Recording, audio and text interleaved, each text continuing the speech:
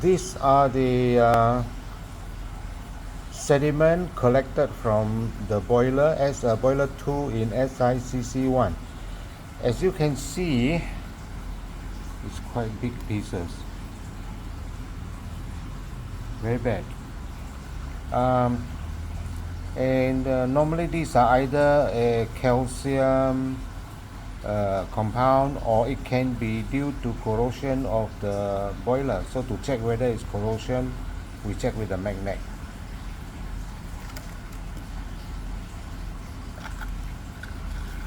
Okay, let's see.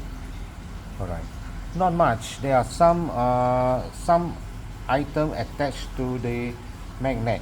These are ferrous metal.